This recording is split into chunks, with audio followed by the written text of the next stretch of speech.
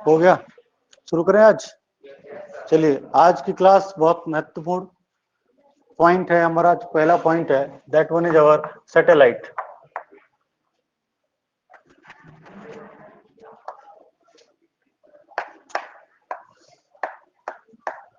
Satellite, satellites से आप ज्यादातर सभी बच्चे परिचित हैं। सैटेलाइट्स क्या होती है, कम से कम देखा नहीं होगा तो सैटेलाइट के बारे में सुना जरूर होगा कि आज इंडिया ने इतनी सैटेलाइट्स लॉन्च करी। आज भारत ने एक साथ पर्टिकुलर व्हीकल से इतनी सैटेलाइट लॉन्च करी।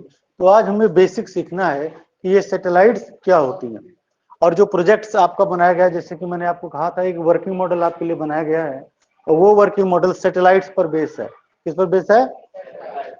वो मॉडल सैटेलाइट और कम्युनिकेशन सैटेलाइट के बीच का हिस्सा है। तो उसके बारे में आज हम चर्चा करेंगे, कोशिश करेंगे ये समाप्त हो जाए, इसलिए बहुत तेज थोड़ा पढ़ेंगे आज। तो सैटेलाइट क्या है? Satellite is a heavenly body that particular revolve around a planet. वो पर्टिकुलर चीज हम सैटेलाइट बोलेंगे या उपग्रह बोलते हैं, जो किसी भी प्लेनेट के चारों तरफ क्या करती है? रिवॉल्व करती है। That particular body which revolve around a planet is called satellite. In this way satellites are two types. Satellite कितने प्रकार की होती हैं? The first satellite is that is said to be natural satellite. Natural satellite. Another is, हाँ क्या बातें कर रहे हैं इससे? आप क्या बातें कर रहे हैं इससे? मत करना। Second one is artificial satellite. Artificial satellite, natural in the sense प्रकृति प्रदत्त, जो ईश्वर ने दिया, यानी that particular satellite which is launch by the nature, already launch by the nature. ऐसी सैटेलाइट जो नेचर ने लॉन्च करे हुई है हमारी चारों तरफ। फॉर एग्जांपल, जैसे हमारी अर्थ है, तो अर्थ के चारों तरफ एक नेचुरल सैटेलाइट है जिसे हम मून कहते हैं। क्या कहते हैं? चंदा मामा, आपके ही चंदा मामा। Moon, moon is a natural satellite of earth planet. जो हमारी अर्थ प्लेनेट है उसका एक ही नेचुरल सैटेलाइट है, that one is our moon. In this way हमारे सोलर सिस्टम में जितने भी प्लेनेट्स हैं, कुछ न कुछ जो भी सैटेलाइट्स हैं, हमने अपने बुक के लास्ट में हर एक टेबल बनाई हुई है। उस टेबल में satellites, number of rings, the distance of particular satellite from the sun, वो सारी चीजें वो कॉम्पिटिटिव पॉइंट ऑफ व्यू से मैंने कंपोज करके बुक में डाल दी हैं। ठीक है, तो वो आप तैयार कर सकते हैं, बहुत बेहतर रहेगा। लेकिन आज हम केवल एकेडमिक ही बात करेंगे। तो सबसे पहला पॉइंट था सैटेलाइट क्या होता है। द सैटेलाइट और body that revolve around the planet, freely revolve around the planet is called satellite. Satellite are basically two types: natural satellite, that satellite which were made by nature. ऐसा satellite जो कि nature के द्वारा बनाया गया है उसे हम नेचुरल कहते हैं। And that particular satellite which is made by the human beings is called artificial satellite. For example, Sputnik is the first artificial satellite launch by the Russia. Sputnik सबसे पहला सैटेलाइट है जो कि स्पेस में launch किया गया था रूस के द्वारा। किसके द्वारा? इन दिस वे भारत ने भी बहुत सारे सैटेलाइट लॉन्च किए, और वो सैटेलाइट है जैसे आर्यभट्ट है। कौन सा सैटेलाइट? आर्यभट्ट हमारा भारत का पहला सैटेलाइट है जो 1975 में मोस्टली लॉन्च किया गया था। हमारा जो स्पेस मिशन है वो 1975 से बहुत तेजी के साथ आगे बढ़ रहा है, और आज हम लोग काफी आगे इस मिशन में बढ़ चुके हैं, बहुत आगे बढ़ चुके हैं इस मिशन में। तो आर्टिफिशियल सैटेलाइट हो गया। अब हम अगली बात करेंगे जो कि बेसिकली हमारा सिलेबस का पार्ट नहीं है, लेकिन थोड़ा सा उसको समझना जरूरी है, उसके बाद हम आगे बढ़ेंगे। That one is principle of launching of satellite.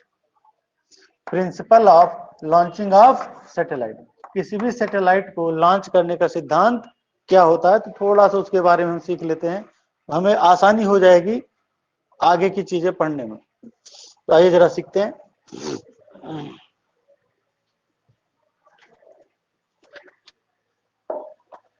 Suppose this one is your earth. ये क्या है? अर्थ है। अर्थ पर हमने सर्टेन हाइट पर एक टावर बना के रखा हुआ है और यहाँ से हमें सैटेलाइट को क्या करना है, लॉन्च करना है. We have launch the satellite from particular height from the earth surface. Suppose the height is h and this height is your r. Because suppose earth is a homogeneous sphere of mass m and radius r, let h be the height of particular antenna from where your satellite is to be launched. यहाँ से हमको satellite क्या करना है, launch करना है with horizontal orbital velocity से v not. हमने किस वेलोसिटी से इसको लॉन्च करना है, v नॉट से लॉन्च करना है. तो आइए जरा देखते हैं. आप जरा इमेजिन करिए,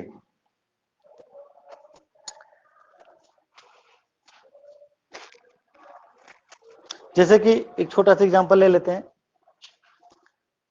हमने माना ये एक सैटेलाइट है, इसको हमें लॉन्च करना है. मान लिया अगर हम एक सर्टेन हॉरिजॉन्टल वेलोसिटी को फेंकेंगे, जरा देखिएगा तो ये देखो यहां गिरा. अगर हमने प्रोजेक्शन की स्पीड बढ़ा दिया तो वहां गिरा. समझ में आ गई बात. अब जरा यहां देखिए, हमने सैटेलाइट को लॉन्च करा सर्टेन वेलोसिटी से, सैटेलाइट किस पॉइंट पर हिट हुआ, अर्थ सरफेस को ए पॉइंट पर उसने क्या किया, हिट किया. जैसे कि अभी मैंने आपको दिखाया, हमने थोड़ी सी इसकी वेलोसिटी बढ़ा दिया तो हमने माना वो इसको इस पॉइंट पे हिट किया. समझ में आ गया. अगर हमने सर्टेन स्पीड और इंक्रीज कर ली तो जाहिर सी बात है वो अर्थ को कौन से पाथ को फॉलो करेगा, एक सर्कुलर पाथ को चारों तरफ फॉलो करेगा. कौन से पाथ को फॉलो करेगा, तो हमने इसको सी बोल दिया. अगर हमने थोड़ी सी स्पीड और बढ़ा दिया तो उसका पाथ बेटा कैसे हो जाएगा, इलिप्टिकल हो जाएगा. कैसा हो जाएगा, ए बी सी और डी. समझ में आ गया. तो जो सैटेलाइट होता है बेसिकली वो सी पाथ को भी फॉलो कर सकता है और डी पाथ को भी फॉलो करता है. लेकिन अगर आपने ऑर्बिटल वेलोसिटी इतनी बढ़ा दी कि वो अर्थ के ग्रेविटेशनल पुल को क्रॉस कर गया, क्या कर गया, अर्थ के ग्रेविटेशनल पुल को क्रॉस कर गया, तो ऑब्वियसली वो रिटर्न वापस नहीं आएगा और वो पृथ्वी के जो ग्रेविटेशनल पुल है उसको क्रॉस करके निकल जाएगा. तो वो वेलोसिटी ऑर्बिटल वेलोसिटी ना कहलाकर एस्केप वेलोसिटी कहलाती है. क्या कहलाती है, एस्केप वेलोसिटी. तो हमारे सिलेबस में इस साल जो हमारा सिलेबस का पार्ट है एकेडमिक, उसमें दोनों वेलोसिटीज हमें निकाल के दिखाना है, ऑर्बिटल वेलोसिटी भी और एस्केप वेलोसिटी भी. एस्केप वेलोसिटी को वी से दिखाते हैं. किससे दिखाते हैं, और इसको किससे दिखाते हैं, वीओ से. किससे दिखाते हैं, O stand for orbital, V stand for velocity, so orbital velocity. E stand for escape, V stand for velocity, escape velocity. तो हमें ये दोनों चीजें सीखनी है, आखिर ऑर्बिटल वेलोसिटी कितनी है और एस्केप वेलोसिटी कितनी है. Orbital velocity is that velocity by which your satellite revolve around a planet. Revolve around a planet, although in circular orbit, although in elliptical orbit. यानी कि ऑर्बिटल वेलोसिटी वो velocity होती है जो किसी पर्टिकुलर हम सैटेलाइट को दे देते हैं प्रोजेक्शन स्पीड, जिससे कि वो प्लेनेट के चारों तरफ क्या करता है, घूमने लगता है, फ्रीक्वेंटली फ्रीली घूमने लगता है. आपको कोई एक्सटर्नल सोर्स लगाने की जरूरत नहीं होती, अपने आप रिवॉल्व करता है.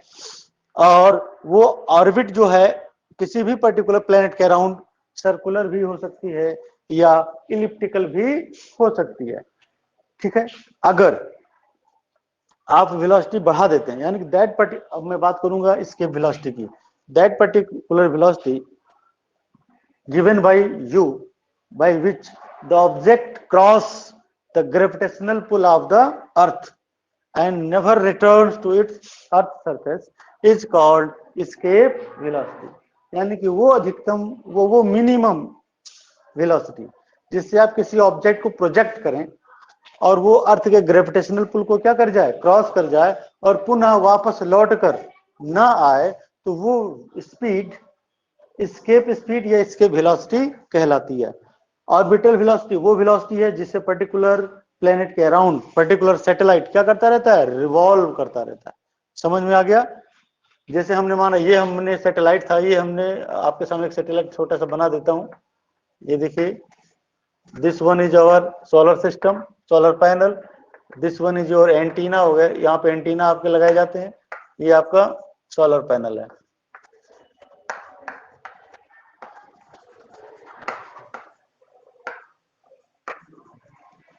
ये सैटेलाइट क्या करता है, इसी को हमें क्या करना होता है, वेलोसिटी प्रोवाइड करनी होती है, जिससे कि ये चारों तरफ क्या हो जाए, प्लेनेट के चारों तरफ रिवॉल्व करे। अब हम निकालने चल रहे हैं, we have to determine the value of orbital velocity. आइए, you know well, if you providing certain velocity to the satellite, suppose that velocity is v naught, by which that particular satellite revolve around the planet. So there is a centripetal force, यहाँ पर कौन सा force होगा, and the value of centripetal force is F equal to mv square upon r, sorry r. Equation number 1, here r equal to r plus h, क्योंकि ये हमारा r है, यहां से लेके यहां तक क्या है हमारा स्मॉल r, और स्मॉल r का मान क्या होता है, radius of earth plus height of antenna या हाइट ऑफ व्हीकल, जो हमारी पर्टिकुलर व्हीकल है, या height that particular height from which you launch the satellite, वो हाइट जहां से आप सैटेलाइट को क्या करते हैं, लॉन्च करते हैं। समझ में आ गया? ओके।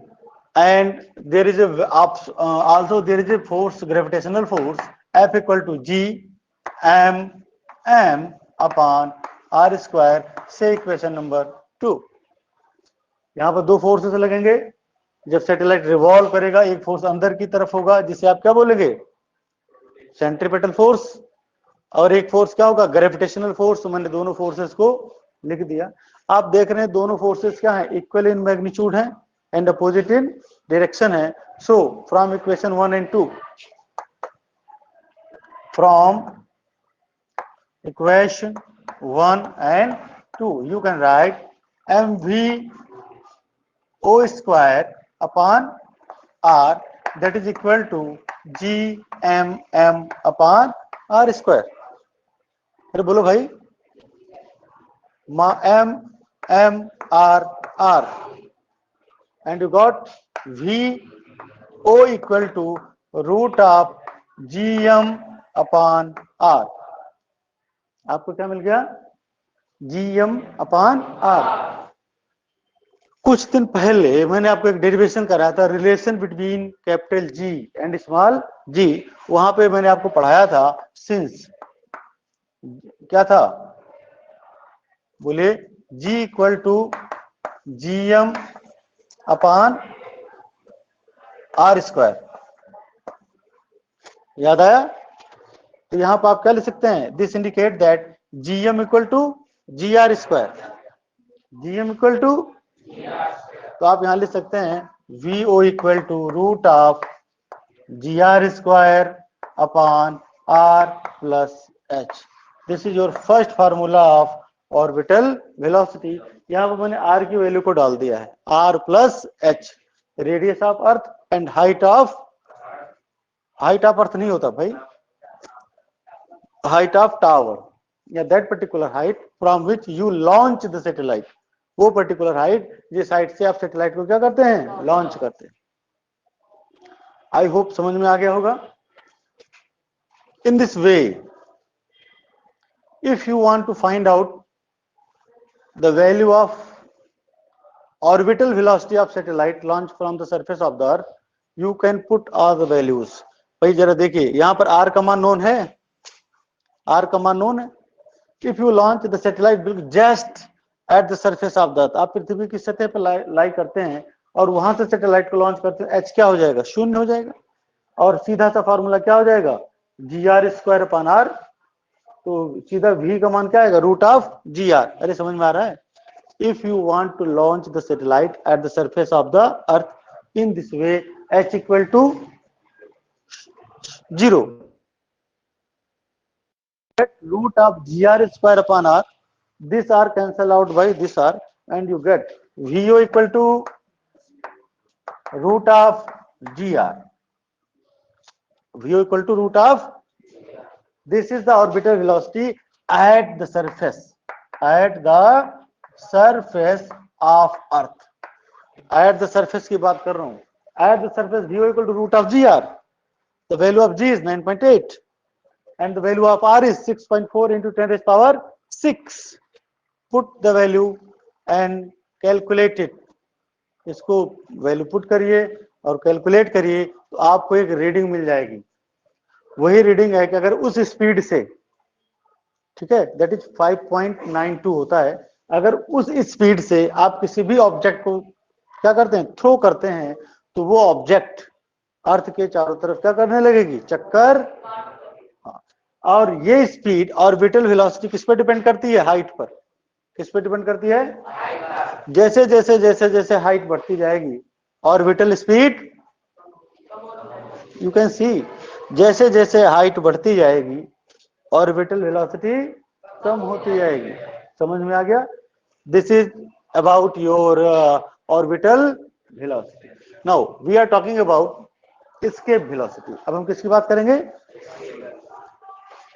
अभी हमारे पास आ गया VO equal to root of GR, और मेन फार्मूला ये है आपका इसके वेलोसिटी की।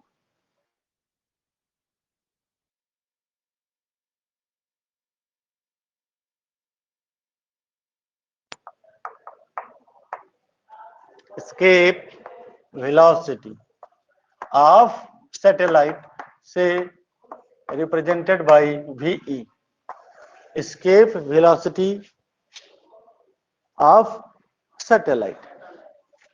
अभी अभी मैंने आपको बताया that particular velocity with that particular minimum velocity with which you project particular satellite and they cross the earth gravitational pull and never return its own, और पृथ्वी पर वापस लौट कर नहीं आती, तो उसे हम क्या कहते हैं, इसके वेलोसिटी। और पिछले दिन हमने एक डेरिवेशन किया था, जरा याद करिए, ग्रेविटेशनल पोटेंशियल एनर्जी का किया था, आप लोग नहीं थे, कल किया था। और केवल कल प्रेस मीटिंग थी, परसों थी, कल किया था, आप लोग नहीं थे, द लेक्चर रिकॉर्डेड। शायद 22 मिनट का लेक्चर था, और उस 22 मिनट के लेक्चर को आप लोगों ने लगभग 4 घंटे देखा है, तो सारे बच्चों ने जाहिर सी बातें नहीं देखा। 4 घंटे का मतलब हो गया कि वो 6 बच्चों ने देखा है, 6 या 7 बच्चों ने उस लेक्चर को रिवाइज किया और किसी ने नहीं देखा। 6 या 7 बच्चों ने देखा, किसी ने नहीं देखा। तो कृपा करके आप देख लीजिएगा। मैं बार बार कह रहा हूं, जो भी चीजें आपको पढ़ाई जाती हैं सारा रिकॉर्डेड फॉर्म में है। और किताब आपको मिल गई ऑनलाइन टेस्ट वाली, सब बच्चों ने किताब देख ली जिस पर टेस्ट होना है आपका। सोइए नहीं, जब आप टीचमेंट ऐप को खोलेंगे तो बीच में लर्न का ऑप्शन आता है, बीच में लर्न को क्लिक करिएगा, तो उसमें बहुत सारे ऑप्शन आ जाएंगे, आपको किस संबंधित तैयारी करनी है। आप बच्चे तो हैं, किस संबंध में, तो आप CBSE का 5 to 12 वाला जो प्लान दिया गया सबसे ऊपर आता है, उसको आपको क्लिक करना है। जब क्लिक करोगे, पहले तो आपको क्लास सेलेक्ट करनी है, पहले तो आप वो क्लिक करोगे, फिर आपको क्लास अटेम्प्ट करनी, कौन सी क्लास, 2 3 4 5 6, तो जाहिर सी बात आप 11th किया तो 11th कर लीजिएगा। उसके बाद फिर आपके सामने सारे विषय खुल जाएंगे, आपकी कौन से सब्जेक्ट की चाहिए। वो टीचमेंट ने बड़ी अच्छी व्यवस्था करी है, वो हमारी व्यवस्था नहीं है, वो उनकी व्यवस्था है। उन्होंने 2.5 लाख प्रश्न डाले हैं। कितने प्रश्न? जो बच्चे नीट की तैयारी कर रहे हैं, नीट का भी पेपर इस पे डाला गया है, बहुत अच्छा है, फ्री ऑफ कॉस्ट, उसका कोई चार्ज नहीं कर रहा टीचमेंट, क्योंकि आप हमसे जुड़े हुए हैं। सारी चीजें, एवरी सब्जेक्ट आर प्रेजेंट दिया, हर सब्जेक्ट आपको प्रेजेंट है। लेकिन हमें तो भाई अपने विषय से लेना देना है, आपको तो सब विषय देखनी है। बेड मुआ दें क्या? बेड आराम से लेट। हाँ, समझ में आ गई बातें? तो बेटा उसको प्रिपेयर कर लेना संडे को, यानी कि कल आपका टेस्ट है, और जो यूनिट मैंने सेलेक्ट करी है उसका टेस्ट भी आपको उसमें मिल जाएगा। एक बार पुनः बता देता हूं, आप लर्न पर जाओगे, लर्न को क्लिक करोगे, फिर आपको CBSE 5 to 12 सेलेक्ट करना है, क्योंकि आप CBSE के बच्चे हैं, वो सिलेक्ट कर लेंगे। फिर आपको क्लास सेलेक्ट करनी है, क्लास सेलेक्ट कर लीजिएगा। आफ्टर दैट फिर आपको विषय सेलेक्ट करनी है, वो फिजिक्स है, आप समझदार हैं, फिजिक्स क्लिक करिएगा। फिर आपको कौन सा चैप्टर के क्वेश्चन चाहिए होंगे, तो मैंने टेस्ट में जो दिया है उसी चैप्टर को क्लिक करिएगा। प्रश्न वन बाय वन आने शुरू हो जाएंगे। पहला प्रश्न आपका एमसीक्यू खुल जाएगा, आप उसे पढ़िए, आंसर दीजिए, नहीं आता नीचे सोल्यूशन आ जाएगा, सोल्यूशन देख लीजिए। फिर इसी प्रकार से दूसरा प्रश्न करिए, उसका सोल्यूशन आ जाएगा। इस प्रकार से ऑनलाइन आप उसकी तैयारी कर लें।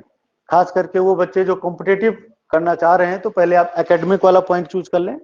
जब एकेडमिक आप सॉल्व कर लें तो उसका डिफिकल्टी लेवल बढ़ा दें, उसमें आता है आप इजी करेंगे हार्ड करेंगे। तो सबसे पहला टेस्ट आपका इजी का होना है, सारे क्वेश्चन इजी के दूंगा तो इजी ही मोड रखेंगे आप।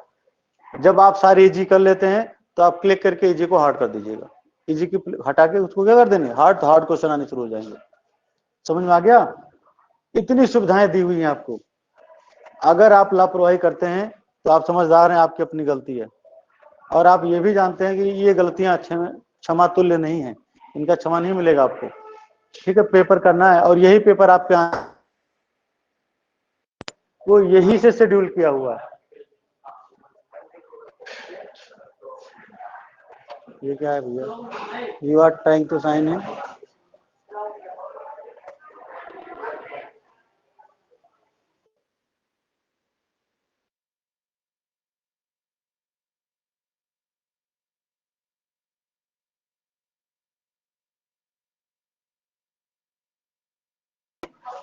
आगे आगे आगे आगे चलिए, तो हम वही डेरिवेशन उठाते हैं, उस डेरिवेशन को शॉर्ट में लिखते हैं आपके सामने। कल हमने जो डेरिवेशन किया था ग्रेविटेशनल एनर्जी का, सेम सिस्टम है, कैसे आइए जरा दिखाते हैं।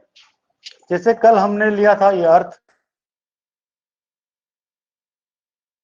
इनफाइनाइट से इस पॉइंट तक लाते हैं, और उस बॉडी का मास कितना होता है?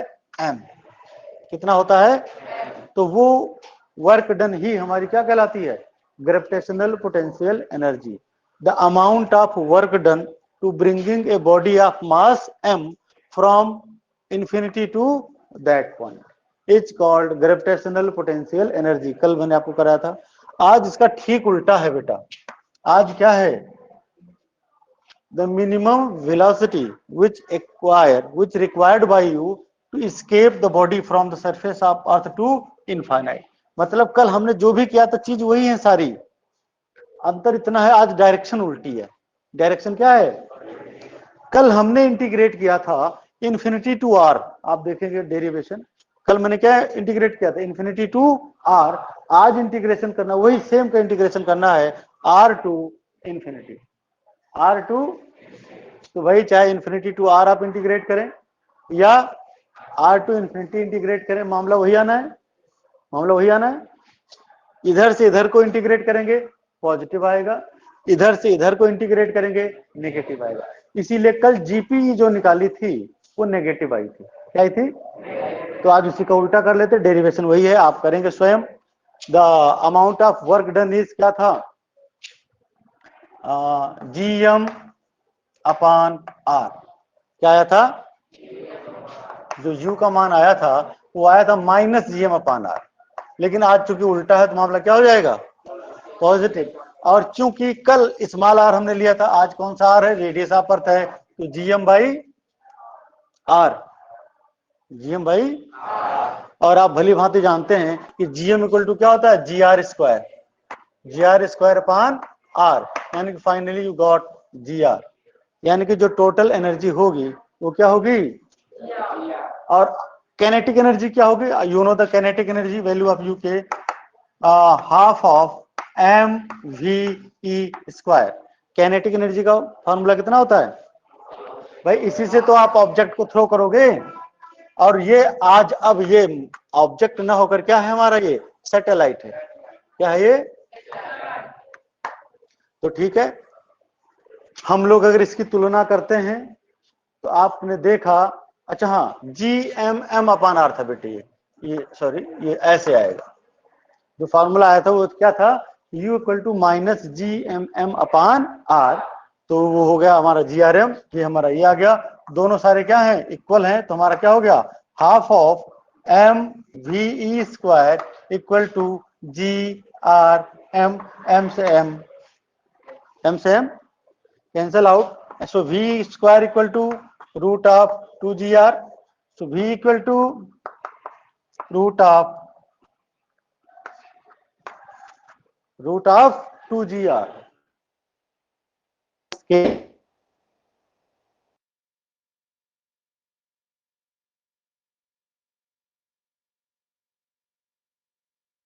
रखें, R का मान रखें तो आपको मिल जाएगा 11.2 kilometre per second. 11.2 kilometre per second. G का मान पता है ना आपको 9.8। The value of R is 6.4 into 10⁶। Calculate करिए, रूट लीजिए, you got this 11.2 kilometre per. Clear?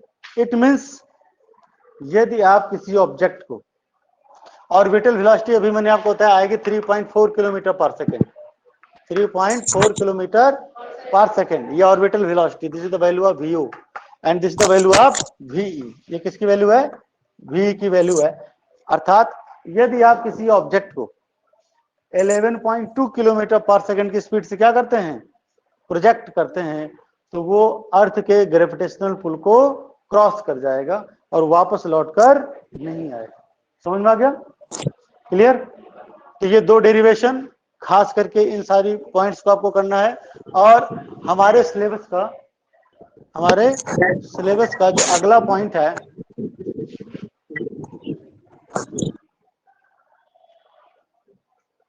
वो है जियो stationery satellite. This is the last point of this chapter. इस चैप्टर का अंतिम जियो स्टेशनरी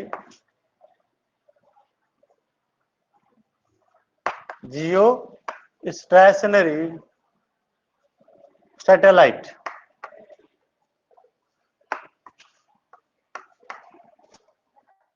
सैटेलाइट बेसिकली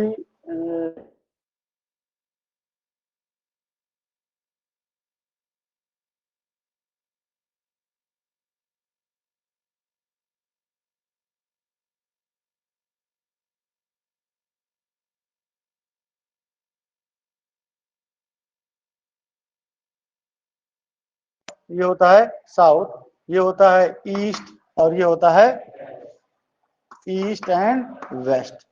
जो जियो सैटेलाइट्स होता है उसकी प्रॉपर्टी देख लेते हैं। मेजर प्रॉपर्टी आपको हमें सीखनी है।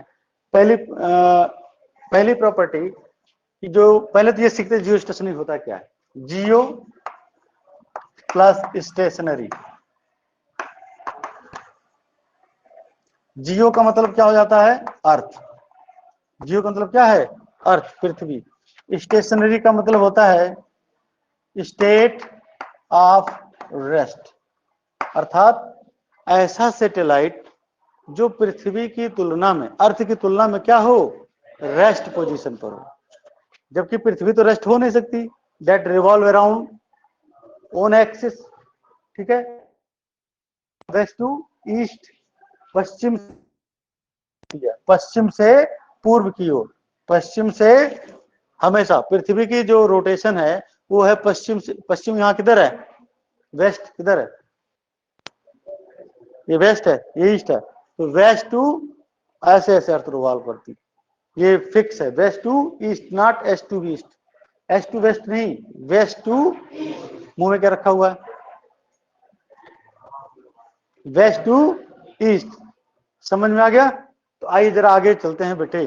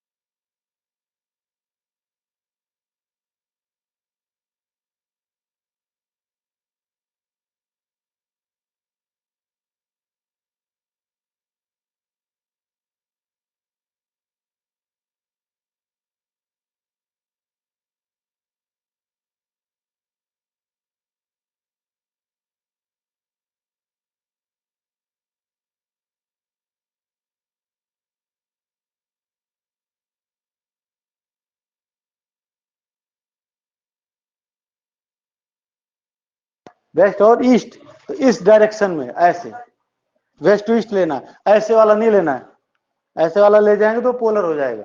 और पोलर सैटेलाइट भी हम लॉन्च करते हैं, हम उसके बारे में आपको बताते, मैंने बुक में दिया भी है, क्योंकि इस साल वो हमारे सिलेबस का पार्ट नहीं है, इसलिए हम डिस्कस नहीं करना चाहते। ठीक है, पोलर सैटेलाइट पिछली साल था, इस साल ड्यू टू कोविड-19 सिलेबस उस सारे पॉइंट काट दिए गए हैं।